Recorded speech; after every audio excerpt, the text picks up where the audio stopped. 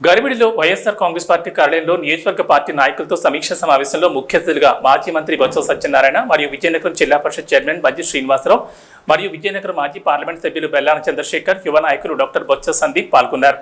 ఆ సభను ఉద్దేశించి మాజీ మంత్రి బొత్స సత్యనారాయణ మాట్లాడుతూ, ఎవరూ దిగులు చెందొద్దు, అందరూ ధైర్యంగా ఉండండి. ఓటమి గెలుపు అనేవి సహజం. మనం చేసినంత వరకు ఈ 5 సంవత్సరాలు అభివృద్ధి చేశాం.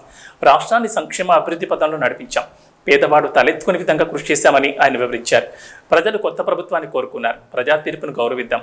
కొత్తగా వచ్చిన ప్రభుత్వాన్ని, నాయకులను కూడా గౌరవిద్దామని ఆయన సూచించారు. ఈ 5 సంవత్సరాల్లో ప్రజలకు ఎటువంటి నష్టం కలగకుండా రాష్ట్రాన్ని మరింత అభివృద్ధి పదంలో నడిపించే దిశగా అధికారంలోకి వచ్చే ప్రభుత్వం పనిచేస్తుందని కోరుకుందామని ఆయన తెలిపారు. ప్రతి క్షణం పేదవాడికి అండగా నిలుస్తాం. అధికారం ఉన్నా లేకపోయినా పేదవాడికి మేలు చేసే దిశగా కృషి చేస్తాం. పార్టీ ఆదేశాల మేరకు జిల్లాలో కానివ్వండి, నియోజకవర్గంలో కానివ్వండి, మండలంలో కానివ్వండి, గ్రామాల్లో కానివ్వండి, ప్రతి ఇంటికి వస్తాం. ప్రజా సమస్యలు తెలుసుకుని ఆ సమస్య పరిష్కారం అయ్యేంత వరకు పోరాడుతూనే ఉంటామని ఆయన సూచించారు. ముఖ్యంగా ప్రతి ఒక్కరిలో కూడా మానవత్వం కలిగి ఉండాలనేదే నా ధ్యేయమని ఆయన అన్నారు. మా ఇంటి తలుపు ఎప్పుడూ తెరిచే ఉంటుందని, మీకు ఏ సమస్య వచ్చినా సరే నాకు ఒక ఫోన్ కాల్ చేస్తే చాలు, వెంటనే ఆదుకుంటానని ఆయన వివరించారు.